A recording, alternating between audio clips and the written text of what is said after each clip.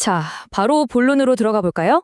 오늘 우리가 살펴볼 내용은 역사상 가장 극적인 순간 중 하나입니다. 바로 예수님께서 유대인들의 가장 화려하고 역동적인 축제인 초막절 한가운데서 그 축제의 의식들을 활용해 자신의 신정한 사명을 선포하신 사건인데요. 요한복음 7장과 8장에 담긴 이 이야기는 그냥 옛날 이야기가 아닙니다. 개혁주의와 청교도적 관점에서 예수님이 도대체 어떻게 언약의 성취자이시며 성령의 사역을 이끄시는 분인지를 선명하게 보여주는 아주 매력적이고 흥미진진한 여정이 될 겁니다. 오늘 살펴볼 전체적인 흐름은 이렇습니다. 첫 번째, 축제의 배경부터 시작해서 생수의 강, 어둠 속의 빛, 참된 자유, 예수님의 거대한 선포, 그리고 마지막 청교도적 교훈까지 쭉 훑어볼 텐데요. 메마른 광야의 그 물리적인 상징들이 어떻게 신약 성경의 생생한 영적 실체로 이어지는지 그 여정을 지금 바로 따라가 보시죠. 첫 번째, 축제의 배경입니다.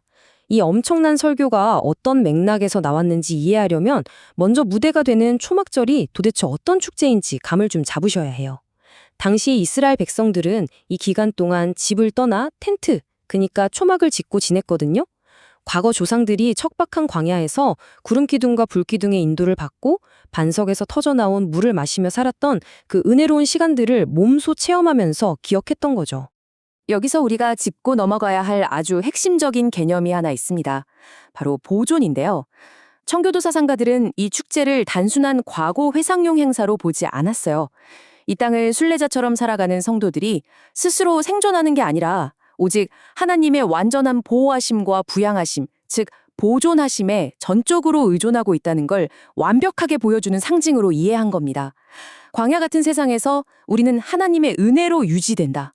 정말 깊이 있는 통찰이죠. 자, 그럼 두 번째, 생수의 강으로 넘어가 보겠습니다.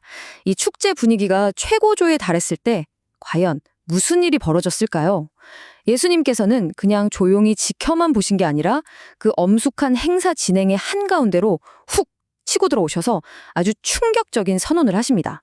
상상해보세요. 축제의 하이라이트인 마지막 날, 가장 큰 날에 예수님께서 수많은 군중들 앞에 서서 이렇게 외치십니다. 누구든지 목마르거든 내게로 와서 마시라. 사람들은 지금 광야에 타는 듯한 갈증을 달래주었던 반석의 물을 길이낸 축제를 즐기고 있었단 말이죠. 그런 목마른 군중의 마음속을 향해 예수님은 잠깐 목을 축일 물이 아니라 영원히 갈증을 해결해줄 파격적인 초청장을 던지신 겁니다. 이 대목에서 눈앞에 보이는 상징과 영적인 실체가 완벽하게 대비되는 걸 볼 수 있는데요. 개혁주의 신학은 이 지점을 아주 흥미롭게 봅니다. 당시의 제사장들은 실로암 못에서 물을 길어 제단에 붓는 화려한 퍼포먼스를 하고 있었어요. 하지만 예수님은 그 의식을 배경 삼아 내가 바로 그 광야의 참된 반석이다 라고 선포하신 거죠. 예수님을 믿을 때 배에서 흘러넘치게 될 생수의 강은 훗날 믿는 자들이 받을 성령을 의미합니다. 청교도들은 인간의 그 깊고 본질적인 결핍은 오직 그리스도의 대속과 성령의 은혜를 통해서만 완전히 채워질 수 있다고 확신했던 겁니다. 세 번째 포인트, 어둠 속의 빛입니다.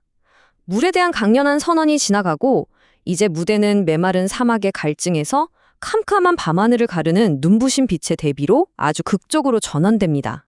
해가 지고 초막절의 화려한 밤축제가 시작된 현장을 머릿속에 한번 그려보시죠. 바로 그 타이밍에 그리스도께서 또 하나의 거대한 폭탄 선언을 군중들에게 던지십니다.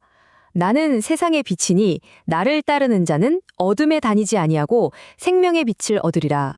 당시 유대인들은 과거 광야에서 밤길을 인도해 주었던 불기둥을 기억하려고 밤이 되면 성전에 거대한 촛대들을 환하게 밝혔거든요. 불빛이 정말 축제 분위기를 확 띄웠겠죠. 그런데 예수님은 그 거대한 조명들을 뒤로하고 진짜 이 어두운 세상을 비추는 궁극적인 빛은 바로 나다라고 선포하신 거예요. 그야말로 인류의 절망적인 어둠을 뚫고 들어오시는 진짜 빛이심을 드러내신 겁니다. 신학적으로 볼 때 이 빛이라는 단어는 엄청난 무게감을 가집니다.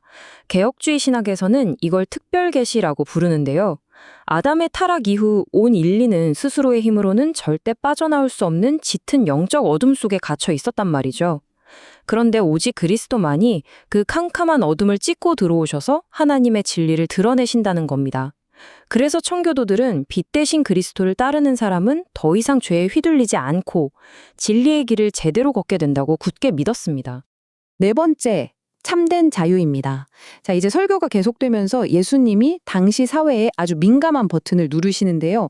바로 육신적인 혈통과 참된 자유에 대한 논쟁입니다. 아마 여러분도 한 번쯤 들어보셨을 아주 유명한 말씀이죠. 진리를 알지니 진리가 너희를 자유롭게 하리라. 사실 당시 유대인 군중들은 이 말을 듣고 꽤나 발끈했어요. 우리는 아브라함 자손이라 누구의 종이 된 적도 없고 원래 태생부터 자유인인데 지금 무슨 소리냐 하면서요. 하지만 예수님이 여기서 말씀하신 자유는 그런 정치적 해방이나 혈통 얘기가 아니었죠. 완전히 다른 차원의 이야기였습니다. 여기서 청교도 신학의 아주 중요한 뼈대 중 하나인 의지의 노예 상태라는 개념이 등장합니다. 우리는 흔히 내가 스스로 생각하고 행동할 자유가 있다고 착각하잖아요. 사실은 그렇지 않다는 거죠. 타락한 인간은 철저하게 죄에 묶여 있어서 내 힘이나 핏줄로는 절대 이 죄의 사슬을 끊고 자유를 쟁취할 수 없다는 뜻입니다. 오직 진리 그 자체이신 그리스도께서 직접 우리를 해방시켜 주실 때 비로소 하나님을 기쁘시게 할 수 있는 진짜 자유를 누릴 수 있게 된다는 겁니다. 드디어 5번째입니다. 우리는 이제 초막절 설교 전체를 관통하는 가장 압도적이고 절대적인 신학적 클라이맥스에 도달했습니다. 바로 나는 무엇이다, 즉 I am의 선포입니다. 이 거대한 선언을 한번 들어보시죠. 아브라함이 나기 전부터 내가 있느니라. 이 대목은 정말 소름이 돋을 정도인데요. 영어로는 I am으로 번역되는 이 짧은 단어 하나로 예수님은 그 화려했던 초막절의 물리적 상징들, 유대인들의 자부심이었던 조상 아브라함까지 다 건너뛰고 단숨에 영원을 지목하셨습니다. 이 선언이 왜 당시 사람들에게 그렇게 충격적이었을까요? 개혁죄학자들은 이렇게 설명합니다. 예수님은 지금 자기를 그냥 훌륭한 선지자 중 한 명으로 소개하시는 게 아니에요. 과거 출애굽기 3장에서 하나님이 불타는 떨기나무 가운데서 모세에게 자신을 계시하실 때 쓰셨던 바로 그 거룩한 칭호를 예수님 본인에게 직접 쓰신 겁니다. 다시 말해 스스로가 영원 전부터 존재하시는 성자 하나님이시며 완벽한 신성을 지닌 분임을 세상에 대놓고 선포하신 거죠. 정말 엄청난 순간 아닙니까? 자, 마지막 6번째, 청교도적 교훈입니다. 그렇다면 질문이 하나 남죠. 이렇게 우주적이고 거대한 신학적 개념들을 지금 우리가 살아가는 이 평범한 일상 속으로 대체 어떻게 끌고 올 수 있을까요? 청교도들은 이 복잡한 텍스트에서 우리가 삶에 적용할 수 있는 3가지 명확한 스텝을 이끌어냈습니다. 첫째, 자신이 영적으로 완전히 파산 상태에 있다는 목마름의 자각입니다. 심령이 가난하다는 걸 깨닫고 갈증을 느껴야 진짜 생수를 찾을 테니까요.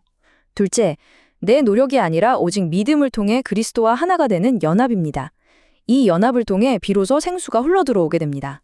마지막, 셋째, 진정한 제자로서 그분의 말씀 안에 꾸준히 거하는 것입니다. 쉽게 말해 그분의 통치를 일상 속에서 순종으로 증명해내는 거죠. 오늘 해설을 마무리하면서 우리 모두가 일상에서 한번 깊이 곱씹어 볼 만한 묵직한 질문 하나를 던져보고 싶습니다. 우리가 오늘 확인한 건 그리스도만이 유일한 생수요, 빛이요, 진리가 되신다는 사실이었죠. 그렇다면 여러분, 여전히 광야같이 척박하고 정신없는 이 세상을 항해하는 동안 여러분은 지금 내 영혼을 채울 물을 대체 어디서 찾고 계십니까? 이 질문의 무게를 꼭 한번 생각해 보시기 바랍니다. 자, 오늘 준비한 해설은 여기까지고요. 이 내용들이 여러분의 통찰에 의미 있는 한 걸음이 되었기를 바랍니다.